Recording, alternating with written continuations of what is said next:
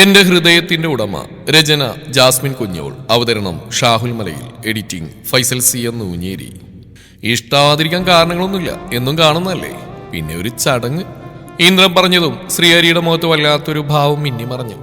സന്തോഷത്തിന്റെയാണോ നാണത്തിന്റെയാണോ, അങ്ങനെ എന്തൊക്കെയോ. മുത്തശ്ശിയുടെ റൂമിലുണ്ട് മോനെ. മുത്തശ്ശി കാലിന് വേദന വന്നിട്ട് കിടക്കുക. ആ എന്നായിരുന്നു മുത്തശ്ശി കാണട്ടെ പറഞ്ഞിട്ട് ശ്രീഹരി എഴുന്നേറ്റു. ഇന്ദ്രൻ ഓരോന്ന് പറഞ്ഞിട്ട് വാരുന്നിരണിൽ നിന്ന് രക്ഷപ്പെടാനുള്ള ഓട്ടം കൂടിയായിരുന്നു അത്. ഇന്ദ്രനെല്ലാം മനസ്സിലാവുന്നുണ്ടായിരുന്നു. അവന്റെ ചുണ്ടിൽ തന്റെ ഏട്ടനെ ഓർത്ത് ഒരു പുഞ്ചിരി വിരിഞ്ഞു. എന്റെ സിന്ധു നോക്ക് നമ്മുടെ മോളുടെ മുഖം. രാവിലെ കാര്യം പറഞ്ഞപ്പോ കണ്ണിൽ വെള്ളം നിറച്ചിരുന്നവളാ ഇപ്പൊ നിറഞ്ഞ് ചിരിക്കുന്നു. സത്യ രാജീവേട്ടാ, രാവിലെ ഞാൻ കാര്യം പറഞ്ഞപ്പോ എന്നെ കൊന്നില്ലെന്നേ ഉള്ളൂ, ഇപ്പൊ പെണ്ണ ആകെ മാറി. അതെ, അച്ഛൻ മനസ്സറിഞ്ഞ് ചിരിച്ചു. ലച്ചു പക്ഷെ അവരുടെ സംസാരമൊന്നും കേൾക്കുന്നുണ്ടായിരുന്നില്ല. അവൾ മറ്റേതോ ലോകത്തായിരുന്നു. ശ്രീഹരി തന്നെ പെണ്ണ് കാണാൻ വന്നതും സംസാരിച്ചു എല്ലാം അവളുടെ മനസ്സിൽ കൂടെ ഒഴുകി. ഇത്ര പെട്ടെന്ന് ഇങ്ങനെ ഒരു പ്രപ്പോസൽ തനിക്ക് നേരെ വരുമെന്ന് ഒരിക്കലും കരുതിയില്ല. സത്യത്തിൽ ഇപ്പോൾ താല്പര്യമില്ലെന്ന് പറഞ്ഞതിന്റെ കാരണം ശരിക്കും ശ്രീമംഗലം ഓഫീസും ഇവിടെ തനിക്ക് നേരെ ഇടക്ക് നീളുന്ന ആ മിഴികളുമായിരുന്നു. ഇന്ന് രാവിലെ വരെ അമ്മയോടും അച്ഛനോടും സങ്കടം പറഞ്ഞ് കരഞ്ഞ ആ പെണ്ണ് തന്നെയാണോ ഈ ഞാൻ? അപ്പോൾ വാശി പിടിച്ച് കരഞ്ഞ കണ്ണുനീരിന്റെ പിന്നിൽ ശ്രീയേട്ടനായിരുന്നു. ആൾക്ക് സ്വന്തമായി വിശ്വസിക്കാൻ പോലും പറ്റാത്ത അവസ്ഥ. സ്വപ്നം കണ്ട് കഴിഞ്ഞെങ്കിൽ മോളി ജ്യൂസാൻ കുടിച്ചേക്ക്. സിന്ധു അങ്ങോട്ട് വന്നിട്ട് പറഞ്ഞു. ലച്ചു ഞെട്ടലോടെ നാലു ഭാഗവും നോക്കി. അമ്മയും അച്ഛനും തന്നെ നോക്കി എന്തൊക്കെയോ പറഞ്ഞിട്ട് ചിരിക്കുന്നു.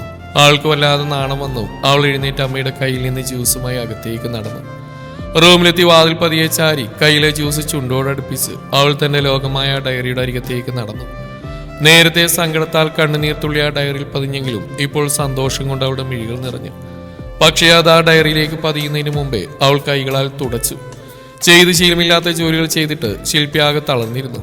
ഇത്രയും കാലം തമാശയ്ക്ക് പോലും ഇങ്ങനെയുള്ള ജോലികളൊന്നും ചെയ്തു നോക്കിയിട്ട് പോലുമില്ല. അടിക്കലും തുടക്കലും കഴിഞ്ഞതും സരോജിനി പാത്രം കഴുകാനും അങ്ങനെ ഓരോന്നും പിന്നെയും കൊടുത്തു. പ്രശാന്ത് ആ സമയങ്ങളിൽ വീട്ടിലിനകത്ത് അവർക്കൊരു അവസരവുമായി. ചുമ്മാ റൂമിനുള്ളിൽ സുഖിച്ച് ജീവിച്ചവൾക്ക് ഇതൊരു അടി തന്നെയായിരുന്നു. അന്നാദ്യമായി തന്റെ സ്വന്തം വീടിനെയും അതിലുപരി ശ്രീമംഗലം വീടിനെയും അവൾക്ക് മിസ് ചെയ്തു. എല്ലായിടത്തും തന്റെ ഭാഗ്യം എന്ന് പറഞ്ഞ പോലെ ചേച്ചി കൂടെ ഉണ്ടായിരുന്നു. ആദ്യമായി ശ്രീയേട്ടന് ഒരു കോഫി വേണമെന്ന് പറഞ്ഞതും അടുക്കളയിൽ ചെന്ന് തപ്പി തടഞ്ഞുന്ന തന്റെ അരികിലേക്ക് ചേച്ചി ഓടിയെത്തിയതും കോഫി ഉണ്ടാക്കി കയ്യിൽ തന്നതും ഇന്നലെ പോലെ ഓർത്തെടുത്തു അവൾ. അന്ന് തനിക്ക് ചേച്ചി എന്ന് പറഞ്ഞാൽ വെറുപ്പായിരുന്നു. ആ വീട്ടിൽ നിന്ന് എങ്ങനെയെങ്കിലും ചേച്ചിയെ പുറത്തിയാടിക്കണമെന്നൊരു ആഗ്രഹം മാത്രമേ തന്റെ ഉള്ളിൽ ഉണ്ടായിരുന്നുള്ളൂ. അതിന് താൻ കൂട്ടുപിടിച്ച പ്രശാന്തേട്ടനെയും. എന്നിട്ടെന്തായി? ആ മനുഷ്യനാൽ തന്നെ തന്റെ ജീവിതത്തിന്റെ നല്ല ദിനങ്ങളൊക്കെ അസ്തമിച്ചു. ഇനിയൊരു തിരിച്ചുപോക്ക് പോലും ഇല്ലാത്തത്രയും ആഴത്തിൽ തന്റെ ജീവിതം നഷ്ടമായിരിക്കുന്നു. അവൾ അടുക്കളയിൽ ചെന്നിട്ട് ഗ്ലാസ് വെള്ളമെടുത്ത് കുടിച്ചിട്ട് നേരെ റൂമിലേക്ക് നടന്നു. കട്ടിൽ കണ്ടതും അതിലേക്ക് കിടക്കാൻ അവളുടെ ഉള്ളം വല്ലാതെ കൊതിച്ചു. പക്ഷേ അവളാകെ മുഷിഞ്ഞിരുന്നു. അലമാരയിൽ നിന്ന് ഇടാനുള്ള ഡ്രസ്സ് എടുത്തിട്ട് ബാത്റൂമിലേക്ക് കയറി. ശരീരത്തിലൂടെ തണുത്ത വെള്ളം അരിച്ചിറങ്ങിയതും അവൾക്ക് വല്ലാത്തൊരു ആശ്വാസം തോന്നി. കുളി കഴിഞ്ഞതും പകുതി ക്ഷീണമെല്ലാം എവിടെയോ പോയതുപോലെ. ബാത്റൂമിൽ നിന്ന് പുറത്തേക്ക് ഇറങ്ങിയതും റൂമിലെ പ്രശാന്തിനെ കണ്ട് അവളൊന്ന് ഞെട്ടി. നിങ്ങളെന്താ ഇവിടെ? അതെന്താ, ഞാനിവിടെ എല്ലാം വേറെ എവിടെ പോവാനാ? പ്രശാന്ത് അവൾ നോക്കിയൊരു കള്ളച്ചിരിയോടെ ചോദിച്ചു. അതല്ല, നിങ്ങൾ ഈ റൂമിൽ എന്തിനാ കയറിയെന്നാ ചോദിച്ചത്. എന്തൊക്കെയാ പെണ്ണെ നീ പറയുന്നത്? ഇതെന്റെ റൂമല്ലേ? അവ നിന്റെയും കൂടെ. അപ്പൊ ഈ റൂമിൽ നിന്ന് ഞാനിങ്ങോട്ട് പോവാനാ? ശില്പക്ക് മറുപടിയിലായിരുന്നു. അവൻ കളിയാക്കി ചോദിച്ചാണെങ്കിലും അവൾക്കത് ആസ്വദിക്കാൻ കഴിഞ്ഞില്ല. അവൾ പിറുവിറുത്തുകൊണ്ട് പുറത്തേക്ക് കിടന്നു. വേണ്ട, താനെങ്ങോട്ടും പോകണ്ട, ഞാൻ പോയിക്കോളാം. ഞാൻ മാത്രമാണോ നിന്റെ മുമ്പിൽ തെറ്റുകാരൻ? അതെന്റെ മേൽ തന്നെ കിടക്കട്ടെ എന്നും. നിന്റെ മുമ്പിൽ മാത്രമല്ല, എല്ലാവർക്കും മുമ്പിലും പറഞ്ഞിട്ട് പ്രശാന്ത് തന്റെ ഒന്ന് രണ്ട് ഡ്രസ്സും അല്ലാതെ കുറച്ച് സാധനങ്ങൾ എടുത്തിട്ട് വാതിൽക്കുന്ന അവള് നോക്കി പുറത്തേക്ക് കിടന്നു. ശില്പ തറഞ്ഞു നിൽക്കുകയായിരുന്നു. എന്തോ ഒരു ഭാരം അവളുടെ ഉള്ളിൽ തങ്ങി നിൽക്കുന്ന പോലെ, എത്ര നിയന്ത്രിച്ചിട്ടും മാറ്റമില്ലാത്ത പോലെ. നീ ഇവിടെ വന്ന് നിൽപ്പാണോ? സരോജിനിയുടെ ശബ്ദം കേട്ട് അവൾ തിരിഞ്ഞു. അവൻ കുളി കഴിഞ്ഞു വന്നാലേ അവളുടെ ഭക്ഷണം എടുത്ത് കൊടുക്കുക കേട്ടോ, ഞാൻ കുടുംബശ്രീക്ക് പോവാ. അവൾ പരിങ്ങി. നീ ഇന്ന് പരിങ്ങാതെ പറയുന്ന കാര്യങ്ങൾ ചെയ്യുമെന്നേ. അത് പറഞ്ഞിട്ട് സരോജിനി അവിടുന്ന് പോയി. ശില്പക്ക് നന്നായി വിശക്കുന്നുണ്ടായിരുന്നു. അതിനേക്കാൾ ഉപരി ക്ഷീണവും തളർച്ചയും. എന്തെങ്കിലും കഴിച്ചിട്ട് എവിടെയെങ്കിലും ഒന്ന് കിടന്നാൽ മതി എന്നൊരു ചിന്ത മാത്രമേ അപ്പോൾ ഉണ്ടായിരുന്നുള്ളൂ. ഇതിപ്പോ അയാൾക്കൊന്നും കൊടുത്തില്ലെങ്കിൽ അതിന് വേറെ കേൾക്കേണ്ടി വരും. അവൾ വേദനയോടെ നെടുവീർപ്പെട്ടു. ഉച്ചക്ക് ഭക്ഷണം കഴിച്ചതും ഇന്ദ്രനും ശ്രീഹരിയും ഓഫീസിലേക്ക് പോകാൻ തയ്യാറായി. വൈകിട്ടൊരു മീറ്റിംഗ് ഉണ്ട്. അതിന് രണ്ടുപേരും എത്തിയേ പറ്റുള്ളൂ. ഇന്ദ്രൻ ഡ്രസ്സ് മാറി മുടി ചെയ്യിക്കൊണ്ടിരിക്കുമ്പോഴാണ് മായ റൂമിലേക്ക് വന്നത്. ഇന്ദ്രേട്ടാ? വന്നു എന്റെ മോള്. അവളൊരു കുസൃതി ശരിയാൽ അവൾക്ക് നേരെ തിരിഞ്ഞു. ഓഹോ, എന്താ ഒരു കൊഞ്ചല്! ഇപ്പൊ കുറച്ചായിട്ട് നല്ല ഭക്ഷണത്തിനും കൂടിയിട്ടുണ്ട് ഇന്ദ്രേട്ടന്. അവൾ കള്ളച്ചിരിയോടെ പറഞ്ഞു. ആണോ? എന്നാ അതിന്റെ ഒരു ഭാഗം ഇവിടെ തന്നിട്ട് പോവാം പറഞ്ഞിട്ട് മായവൻ തന്നെ നെഞ്ചിലേക്ക് വലിച്ചിട്ടു. അവളുടെ കണ്ണുകൾ അവന്റെ കണ്ണിനോട് കോർത്തു. മായയുടെ നെഞ്ചിന്റെ മിടിപ്പ് ഉയർന്നു പൊങ്ങി. ഇന്ദ്രന്റെ മുഖം അവളിലേക്ക് താഴ്ന്നു. ഇന്ദ്രേട്ടാ? പുറത്തുനിന്നുള്ള സിത്തുവിന്റെ വിളി കേട്ട് രണ്ടുപേരും ഞെട്ടലോട് അകന്നു മാറി. ഈ പെണ്ണ്. ഇന്ദ്രൻ പിറുവിറുത്തു. മായ ഒരു ചിരിയോടെ അവനെ നോക്കി. ആര് വിളിച്ചാലും ഇത് തരാൻ ഞാൻ പോയില്ല പെണ്ണേ. ചിരിച്ചു നിൽക്കുന്ന മായയുടെ ചുണ്ടിൽ അമർത്തി ചുംബിച്ച് ഇന്ദ്രൻ പുറത്തേക്ക് നടന്നു. എന്തിനാണ് ഇങ്ങനെ വിളിച്ചു പോകുന്നത്? ഇന്ദ്രൻ വാതിൽ തുറന്നു പുറത്തേക്കുന്ന സിത്തുവിനെ ഗൗരവഭാവത്തിൽ നോക്കി. വിളിച്ചു പോവാതെ പിന്നെ? നിങ്ങൾ റൊമാൻസുള്ള സമയമാണോ ഇത്? പാവന്റെ ശ്രീയേട്ടൻ താഴെ കാത്തിരിക്കണമെന്നൊരു വിചാരമല്ല രണ്ടിനും. എന്റെ ഏടത്തിക്കെങ്കിലും അതെങ്ങനെയാ ഈ കുരങ്ങന്റെ കൂടെയല്ലേ ജീവിതം? ഇന്ദ്രൻ അവൾക്ക് നേരെ കയ്യോങ്ങി. സിത്തു ചിരിയോടെ താഴേക്ക് ഓടി. എന്നാമത്തെ പോയിറാം, ഇതിന്റെ ബാക്കി രാത്രി. ഇന്ദ്രൻ ഒരു കള്ളച്ചിരിയോടെ മായ നോക്കി പറഞ്ഞിട്ട് താഴേക്ക് നടന്നു. മായയുടെ മുഖമായ ചുവന്നു കൊടുത്തു. അവൾക്ക് പുറത്തേക്ക് ഇറങ്ങാൻ വല്ലാത്ത മടി തോന്നി. ഇന്ദ്രൻ പോയതും അവൾ വാതിലടച്ച് ലോക്ക് ചെയ്ത് അൽമാരയ്ക്ക് മുമ്പിൽ പോയി നിന്നു. കുറച്ചു ദിവസങ്ങളായിട്ട് തന്റെ മുഖത്തെ മാറ്റങ്ങൾ കണ്ടതും അവൾ ആകെ അത്ഭുതപ്പെട്ടു. വല്ലാത്തൊരു തിളക്കം തന്റെ മുഖത്ത് കാണാനുണ്ടായിരുന്നു. ഇന്നലെ രാവിലെ അമ്മ പറഞ്ഞു അത് തന്നെയാണ്. അവൾക്കാകെ വല്ലായ്മ തോന്നി. ഇന്ദ്രനോടുള്ള പ്രണയം അവളുടെ ഉള്ളിൽ വല്ലാതെ നിറഞ്ഞു തുളുമ്പുന്നുണ്ടായിരുന്നു. ആംഗിളിൽ അവൻ അഴിച്ചു വെച്ച ടീഷർട്ട് പതിയെ കയ്യിലെടുത്തു മായ. വല്ലാത്തൊരു കൊതിയോട് അവളെ നെഞ്ചോട് ചേർത്ത് പിടിച്ചു. അവന്റെ മണം അവളുടെ ഉള്ളിൽ ആ കോരിത്തരിപ്പ് നിറച്ചു. ഏടത്തി ഒന്ന് വന്നേ. വീണ്ടും സിത്തുവിന്റെ ശബ്ദം കേട്ട് അവൾ ഷർട്ട് ആംഗിളിലേക്ക് വെച്ചിട്ട് വാതിൽക്കിലേക്ക് നടന്നു. ഏടത്തിക്ക് നേരത്തെ ഞാൻ പറഞ്ഞ വിഷമായോ? വാതിൽ തുറന്ന് സിത്തു സങ്കടത്തോടെ ചോദിച്ചു. പിന്നെ എനിക്ക് ഭയങ്കര വിഷമായി. ആണോ? സോറി ഏടത്തി, റിയലി സോറി. മായ ചിരിയോടെ അവളെ കളിയാക്കി. അതെ, നമുക്ക് ഉമ്മപ്പിച്ചയുടെ വീട് വരെ ഒന്ന് പോയാലോ? എടുത്തു വരുമോ? അതിനെന്താ, പോവാലോ. ഒരു മിനിറ്റ്, ഇന്ദ്രനോടൊന്ന് പറയട്ടെ. ഓ, അവിടുന്ന് സമ്മതം കിട്ടിയാലും വേണം വരുള്ളൂ അല്ലേ? അങ്ങനെയല്ല മോളെ, ഞാൻ മതി വിളിച്ചിട്ട് വരാൻ നോക്ക്, ഞാൻ താഴെ ഉണ്ടാവും. ഓക്കെ. മായ തന്റെ ഫോൺ കയ്യിലെടുത്ത് ഇന്ദ്രനെ വിളിച്ചിട്ട് ചെവിയോട് ചേർത്തു. ഇന്ദ്രൻ ആ സമയം ഓഫീസിന് മുമ്പിൽ എത്തിയിരുന്നു. ശ്രീഹരി കാറിൽ നിന്നിറങ്ങിയതും കാറ് പാർക്ക് ചെയ്യാൻ നിൽക്കുമ്പോഴാണ് ഇന്ദ്രന്റെ ഫോൺ ശബ്ദിച്ച്. ഡിസ്പ്ലേയിൽ തെളിഞ്ഞ പേര് കണ്ടതും അവന്റെ ചുണ്ടിൽ അറിയാതെ ഒരു പുഞ്ചിരി വിരിഞ്ഞു. മായ. ഇന്ദ്രേട്ടാ. ഫോണിന്റെ അറ്റത്ത് മായയുടെ സ്വരം കേട്ടതും അവന്റെ ഉള്ളിൽ ഒരു തണുപ്പ് വീണു. ശ്രീഹരി ഇന്ദ്രന്റെ മുഖത്ത് തെളിച്ചം കണ്ട ഒരു പുഞ്ചിരിയോടെ മുന്നോട്ട് നടന്നു. പറമോളെ. അതെ ഇന്ദ്രേട്ടാ, ഞാനും സിത്തു അപ്പച്ചിയുടെ വീട്ടിലൊന്ന് പോയി വരാവേ. അതിനെന്താ പെണ്ണെ, പോയി വാ. ഇതിനൊക്കെ സമ്മതം ചോദിക്കണോ? അല്ല, സത്യത്തിൽ ഇത് ചോദിക്കാനാണോ നീ വിളിച്ച്? അല്ലെങ്കിൽ ഇന്ദ്രേട്ടന്റെ സൗണ്ട് കേൾക്കാനോ? അത് എന്താ പെണ്ണെ, പറ, ഞാൻ കേൾക്കട്ടെന്നേ. അങ്ങനെയല്ല ഇന്ദ്രേട്ടാ, സിത്തു അപ്പച്ചിയുടെ വീട്ടിൽ പോകാന്ന് പറഞ്ഞപ്പോൾ സമ്മതം ചോദിക്കാം. അതിലൂടെ ഈ ശബ്ദം ഒന്ന് കേൾക്കാലോ എന്ന് കരുതി. ആഹാ, അങ്ങനെ വഴിക്കുക. ഇന്ദ്രൻ ചിരിച്ചു. ഏട്ടൻ വിളിക്കുന്നു, ഞാൻ വെക്കുക, താൻ പോയി വാട്ടോ. ഓക്കെ ഇന്ദ്രേട്ടാ. ഇന്ദ്രൻ കോൾ കട്ട് ചെയ്ത് ഓഫീസിനകത്തേക്ക് നടന്നു. എന്താ ശ്രീ മിണ്ടാത്ത്? എന്റെ പെണ്ണ് വല്ല മൗനവ്രതത്തിലാണോ? അതേ മിഥുനേട്ടാ, ഞാൻ ഇനി അങ്ങോട്ട് മൗനവ്രതം തുടങ്ങിയാലോ എന്ന് ആലോചിക്കുക. അയ്യോ പെണ്ണ്, ചതിക്കല്ലേ. പിന്നല്ലാതെ പകൽ വിളിച്ചാൽ ഫോൺ എടുത്തില്ലെങ്കിൽ മിഥുനേട്ടൻ പിണങ്ങും. എടുത്താലോ ഇതാ അവസ്ഥ. ഞാനിങ്ങനെ ഓരോന്നും പറഞ്ഞുകൊണ്ടിരിക്കും, മിഥുനേട്ടൻ അവിടെ ഓഫീസിൽ തിരക്കും. എന്നാലും പെണ്ണ്, ഞാനൊന്നും സംസാരിച്ചില്ലെങ്കിലും കാതോരം നിന്റെ ശ്വാസത്തിന്റെ മിടിപ്പ് എനിക്കറിയാലോ. അതിനുള്ള ഈ വർക്കിനിടയിൽ ഇങ്ങനെ വിളിച്ചുകൊണ്ടിരിക്കുന്നത്. ആ പിന്നെ സൂചിച്ചേട്ടോ. സത്യടി മുത്തേ, നിനക്കറിയായിട്ടാ? എനിക്കറിയാനില്ല. നാളെയും കൂടെ ഞാനിങ്ങനെ വീട്ടിലുണ്ടാവുള്ളൂ. അത് കഴിഞ്ഞാൽ കോളേജ് വിടാൻ വൈകിട്ടാവും. അപ്പം എന്നെ മിസ് ചെയ്യും, നോയിക്കോ. അയ്യേടി, അതിന് മഞ്ഞ് പെയ്യുന്ന ഡിസംബറിന്റെ രാത്രികൾ നമുക്ക് സ്വന്തമായി ഉണ്ടല്ലോ. അതിലൂടെ ഞാൻ ഈ മിസ്സിങ് അങ്ങ് തീർക്കും. ശ്രീകുട്ടി അവന്റെ ഓരോ വാക്കുകളും കേട്ട് ചിരിച്ചൊരു പരുവമായിരുന്നു. അവരുടെ സംസാരത്തിനിടയിൽ പെട്ടെന്നാണ് കോളിംഗ് ബെൽ അടിഞ്ഞത്. മിഥുനേട്ടാ, ആരോ വന്നേന്ന് തോന്നുന്നു, ഞാൻ പോയി നോക്കട്ടെ. ഇല്ലെങ്കിൽ അമ്മയുടെ വിളിപ്പം തുടങ്ങും, ആരാ നോക്കിയിട്ട് വിളിക്കാം. പറഞ്ഞു തീരുമ്പോഴേക്കും ഹാളിൽ നിന്ന് സംസാരം കേട്ടിരുന്നു. കോള് കട്ടി താഴേക്ക് ഇറങ്ങിയവയെ കണ്ടു. ഹാളിലെ സോഫയിൽ അമ്മയോട് സംസാരിക്കുന്ന മായയെടുത്തിയെയും സിത്തുവിനെയും. ശ്രീകുട്ടി അവരെ കണ്ടത് ഓടി ഇറങ്ങി. ആഹാ, ഇവിടെ ഉണ്ടായിരുന്നു നീ? സിത്തു ചിരിയാലെ അവൾക്കരികിലേക്ക് വന്നിട്ട് അവളെ കെട്ടിപ്പിടിച്ചു. അല്ല മോളെ, ഇന്ന് അവര് പോയ കാര്യം എന്തായി? കാര്യങ്ങൾ അറിയാൻ ഞാനങ്ങോട്ട് വരണമെന്ന് കരുതി നിൽക്കുമായിരുന്നു. അത് പ്രശ്നമൊന്നുമില്ല അപ്പച്ചി, രണ്ടാൾക്കും ഇഷ്ടമായി. ഇനി പെട്ടെന്ന് തന്നെ ബാക്കി കാര്യങ്ങൾ നോക്കാന്നാ മുത്തശ്ശൻ പറഞ്ഞിട്ടുള്ളത്. ആണോ?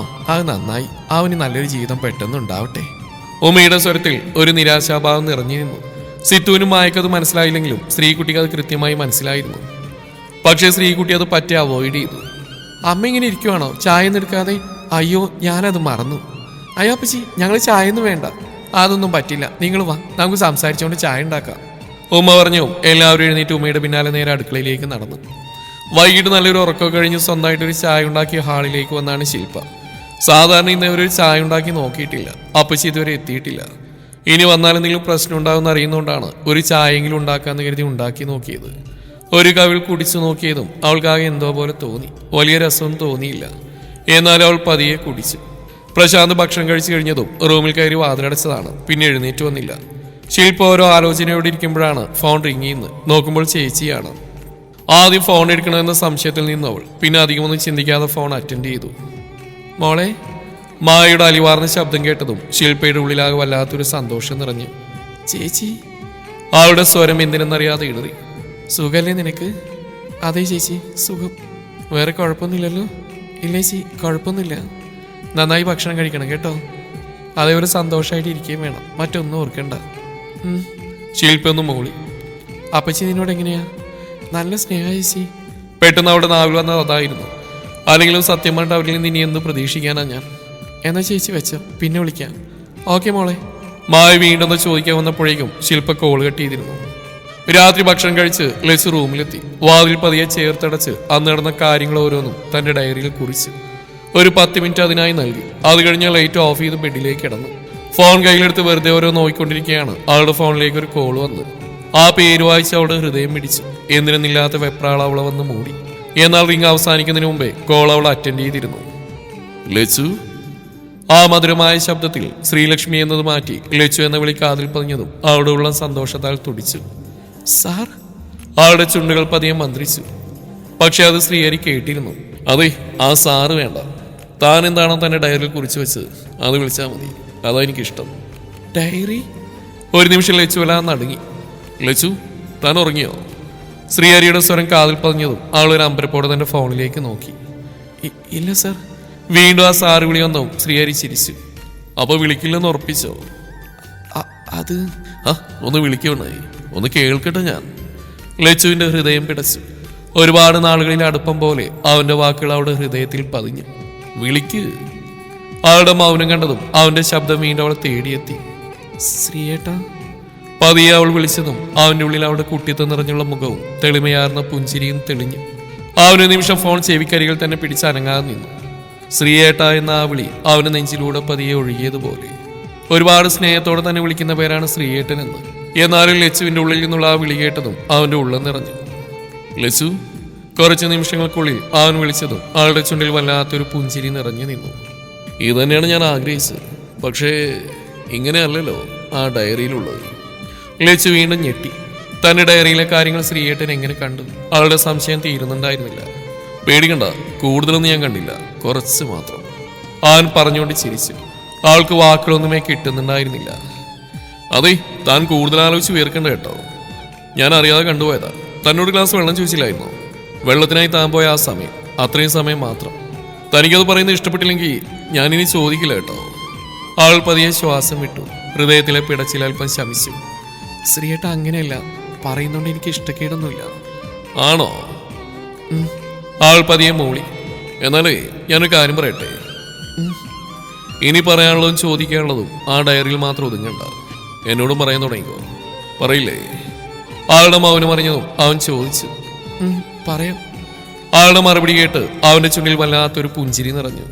അല്പനേരം കൂടി സംസാരിച്ചിട്ട് ശ്രീഹരി തന്നെ കോൾ അവസാനിപ്പിച്ചു. വീണ്ടും തുടരാമെന്ന ഉറപ്പിൽ കോൾ കട്ട് ചെയ്ത് ശ്രീലക്ഷ്മി ഫോൺ ടേബിളിലേക്ക് വെച്ചിട്ട് ഒരു പുഞ്ചിരിയോടെ തലയിണയിൽ മുഖമമർത്തി. അതേസമയം ശ്രീഹരി ലച്ചുവിന്റെ ഡയറിൽ കണ്ട ആ വാക്കുകൾ ഒന്നുകൂടെ ഓർമ്മിച്ചെടുത്തു. സ്നേഹപൂർവ്വം എന്റെ ശ്രീയേട്ടന്. ആ വാക്കുകൾ തന്റെ ഹൃദയത്തിൽ വല്ലാതെ ആഴത്തിൽ സ്പർശിച്ച പോലെ തോന്നിയവന്. അവളെ മാത്രം ഓർത്തുകൊണ്ട് ശ്രീഹരി പതിയെ കണ്ണുകൾ അടച്ചു. ആ സമയം മായ എന്ന പ്രണയവും അവളാൽ മുറിവേറ്റ മനസ്സും അവരിൽ നിന്ന് മാഞ്ഞു പോയിരുന്നു. പകരം ശ്രീലക്ഷ്മി എന്ന പ്രണയത്തിൽ മറ്റൊരു ജീവിതത്തിന്റെ സ്വപ്നങ്ങളിലായിരുന്നു ശ്രീഹരിയുടെ ഹൃദയം. മക്കളെ, ശിവ, ശ്രേയ ഉറങ്ങാനായില്ലേ? ശോഭ 2 റൂമിലേക്ക് നോക്കി വിളിച്ചു. ശിവ മാത്രം ദേ വരുന്നു അമ്മയെന്ന് മറുപടി പറഞ്ഞു. ശോഭ ഒരു സംശയത്തോടെ മഹിയുടെ റൂമിന് നേരെ നടന്നു. മോളെ, ശ്രേയ, മഹി. ശോഭ വാതിൽ നീട്ടി വിളിച്ചു. ശ്രേയ വാതിൽ തുറന്നു. പോം, ഞാൻ റെഡി പറഞ്ഞുകൊണ്ട് മഹി റൂമിൽ നിന്ന് പുറത്തേക്ക് ഇറങ്ങി. മോളെ, നീ വരുന്നില്ലേ? ഏയ് ഇല്ലമ്മ, നിങ്ങൾ പോയിട്ട് വാ. അങ്ങനെ പറഞ്ഞാൽ എങ്ങനെയാ മോളെ, നീയും കൂടെ വാ. അമ്മേ, ആള് നിർബന്ധിക്കണ്ട, ആള് വരില്ല. മായി പറഞ്ഞ ശോഭ ശ്രേയ വേദനയോടെ നോക്കി. അതുകൊണ്ട് ശ്രേയക്കായ വിഷമം തോന്നി. അമ്മേ, അമ്മയ്ക്ക് എന്നോടൊന്നും തോന്നരുത്. ഞാൻ ആ ഭാഗം തന്നെ മറക്കാൻ ശ്രമിക്കുക. അതുകൊണ്ട് ഈ കാര്യത്തിൽ അമ്മ എന്നോട് വിഷമമൊന്നും കാണിക്കരുത്. അവൾ അത്രയും പറഞ്ഞതും ശോഭ പുഞ്ചിരിയോടെ തലയാട്ടി. അവർക്കറിയാമായിരുന്നു അത്രത്തോളം തന്നെ ശില്പയുടെ കാര്യത്തിൽ അവൾ അനുഭവിച്ചിട്ടുണ്ടെന്ന്. അതുകൊണ്ട് തന്നെ അവളെ ഒന്ന് നോക്കി പെട്ടെന്ന് പോയിട്ട് വരാമെന്ന് പറഞ്ഞിട്ട് അവർ പുറത്തേക്ക് നടന്നു. പിന്നാലെ അവളോട് യാത്ര പറഞ്ഞിട്ട് മഹിയും ശിവയും. രാവിലെ 7 മണിക്കാണ് ശില്പ ഉണർന്ന് കണ്ണുകൾ വലിച്ചോർന്ന് എഴുന്നേൽക്കാൻ നോക്കിയതും തലക്കാകെ ഒരു കനം. എന്നിട്ട് അവൾ പതുക്കെ എഴുന്നേറ്റു. ഇനി ഇത് പറഞ്ഞ് വീണ്ടും കിടന്നാൽ അപ്പച്ചിയുടെ വായിൽ നിന്ന് വല്ലതും കേൾക്കേണ്ടി വരും. അതോർക്കവേ ആൾക്ക് വല്ലാത്തൊരു പേടി തോന്നി. എഴുന്നേറ്റ് ഫ്രഷ് ആവാൻ ബാത്റൂമിൽ കയറി ബ്രഷ് ചെയ്ത് പുറത്തേക്ക് ഇറങ്ങിയതും പ്രശാന്ത് ഹാളിലുണ്ട്. അവനെ കണ്ടിട്ടും കാണാത്ത പോലെ അവൾ അടുക്കളയിലേക്ക് നടന്നു. ആഹാ, വന്നോ? ഇന്ന് നേരത്തെ എഴുന്നേറ്റല്ലോ. ഇതുപോരാ, കുറച്ചുകൂടി നേരത്തെ വേണം. നാളെ മുതൽ അത് മറക്കണ്ട. അവളൊന്ന് മൂളി. എന്നാ ചായ എടുത്ത് കുടിച്ചിട്ട് പണി തുടങ്ങിക്കോ. അവളൊരു ഗ്ലാസ് എടുത്ത് അതിലേക്ക് ചായ പറന്ന് പതിയെ കുടിച്ചു കഴിഞ്ഞതും അവളത് കഴുകി വെച്ചിട്ട് ശൂലുമായി അകത്തേക്ക് നടന്നു. സത്യത്തിൽ അവൾക്ക് അവളെ ഓർത്ത് അത്ഭുതം തോന്നി. ശ്രീമംഗലത്ത് ശ്രീയേട്ടന്റെ അമ്മ ഇത്തരം കാര്യങ്ങളൊക്കെ എത്ര പറഞ്ഞു തന്നാ. എന്നിട്ടോ അവരുടെ ഉപദേശത്തിന് തിരിച്ചൊരു നല്ല മറുപടി പോലും പറയാതെ അമ്മയോട് ചാടിത്തുള്ളി. അമ്മയോട് മാത്രമല്ല, എല്ലാവരോടും. ആ ശില്പ തന്നെയാണോ താനിന്ന്? അവൾക്ക് സംശയം തോന്നി. ആ ശില്പയിൽ നിന്ന് താനാകെ മാറിപ്പോയിരിക്കുന്നു. നീ ഇവിടെ സ്വപ്നം കണ്ട് നിൽക്കുവാണോ? ശില്പ സരോജിനിയുടെ ശബ്ദം കേട്ടതും നടുക്കത്തോടെ അവരെ നോക്കി. തുടരും ഈ കഥയുടെ ബാക്കി ഭാഗം നാളെ ഇതേ സമയം.